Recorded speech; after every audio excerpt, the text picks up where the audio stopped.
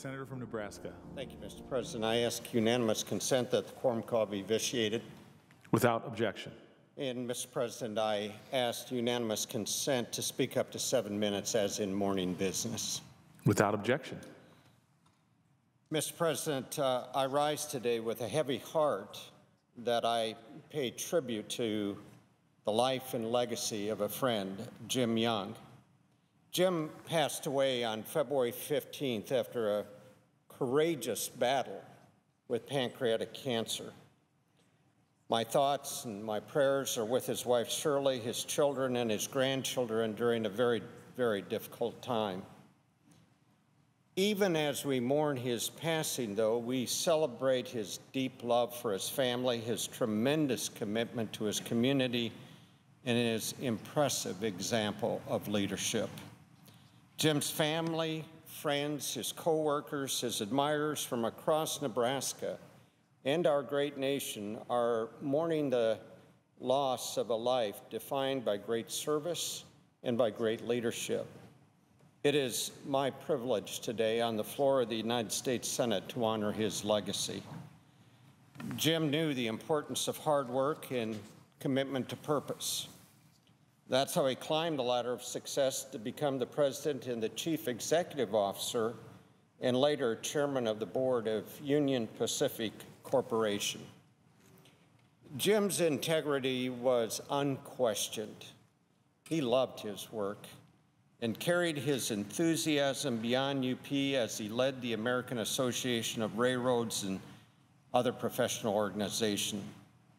Jim's leadership spurred impressive reinvestment and growth in the railroad, but many would say his true accomplishment was his focus on a positive work environment and taking care of his co-workers.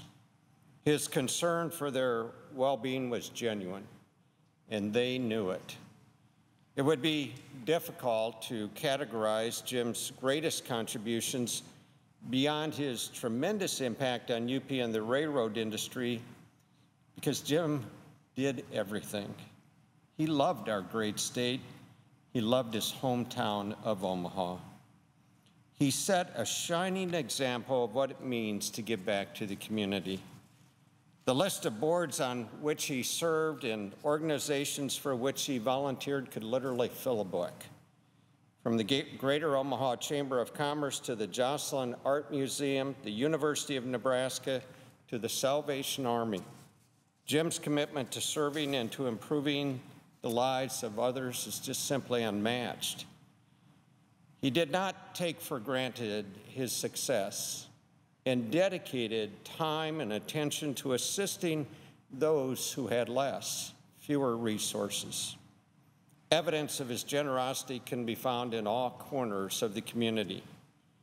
It would range from the Jim and Shirley Young Scholarship Program at Jim's alma mater, the University of Nebraska at Omaha, to his involvement in the Knights of Exarban and his service as a church leader and a youth sports coach.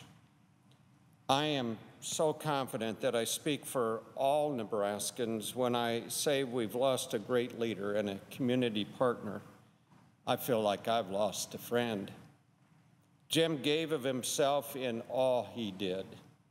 From the boardroom to the ball field, his presence is going to be so missed. But it is my sincere hope that Jim's wife, Shirley, his children, and his grandchildren find comfort knowing that so many lives were made better because of his efforts. Jim leaves a vibrant legacy of leading by example, inspiring others by believing in every single person's potential, and of dedicating both time and treasure to opening doors of opportunity for those who just needed a champion. It'd be difficult, Mr. President, to imagine a more meaningful life legacy. Mr. President, I thank you. I yield the floor. I note the absence of a quorum.